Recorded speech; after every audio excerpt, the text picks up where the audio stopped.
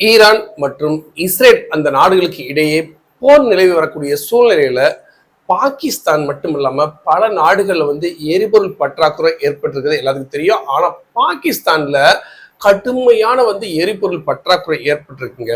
இது பற்றி பாகிஸ்தானின் பெட்ரோலியத்துறை அமைச்சர் அலி மாலிக் அங்க உள்ள சமா டிவிங்கிற ஒரு டிவிக்கு பேட்டி கொடுத்திருக்காரு. அது என்ன சொல்லியிருக்காருன்னா யுத்த காலத்துல அவசரத்துக்கு தேவைப்படக்கூடிய எரிபொருளுடைய தேவைக்கு கூட எங்ககிட்ட எரிசக்தி இல்லை. அது போக ஒரு 20 நாள்ல இருந்து ஒரு 25 நாள் வரைக்கும் தான் எங்களுக்கு எரிபொருள் மக்களுக்கு விநியோகிக்க முடியும். அதுக்கு மேல கிடையாது.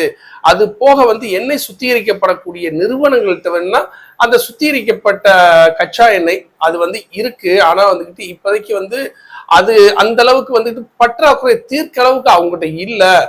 ஆனா இந்த பற்றாக்குறை இந்தியாவோட கம்பேர் பண்ணி பேசியிருக்காரு. ஆனா இந்தியாட்ட அப்படி இல்லை. இந்தியாட்ட அடுத்த 60 நாள் 70 நாள் வரைக்கும் எந்த வித பற்றாக்குறைக்கே இடமளிக்காத வகையில ரெடியா அந்த எரிபொருள் பற்றாக்குறை இல்லாத அளவுக்கு எரிபொருள் இருக்கு இந்தியாட்ட. அதே நேரத்துல திடீர்னு ஏதாவது அவசர கால தேவைக்கு எரிபொருள் தேவைப்பட்டுச்சுன்னா அப்படின்னு ஒரு சைன் பண்ணா போது இந்தியா உடனே அவங்ககிட்ட தேவைக்கு அதிகமாகவும் அவங்களால ரெடி பண்ணிக்கிற முடியும்.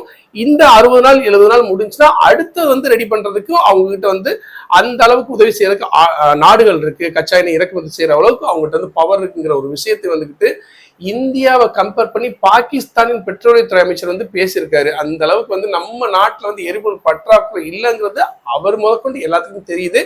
அதுவும் குறிப்பா அந்த ஈரான் அந்த அமெரிக்கா இந்த 2 நாடுகளுக்குள்ள போர் பதட்டம் காரணமா நம்மளை சுற்றி இருக்கக்கூடிய நாடுகளுக்கு எரிபொருள் பற்றாக்குறை இருந்தாலும் நம்ம நாட்டுல எரிபொருள் பற்றாக்குறை இல்லாதது இங்க ரொம்ப ரொம்ப குறிப்பிடத்தக்க வேண்டிய விஷயம்.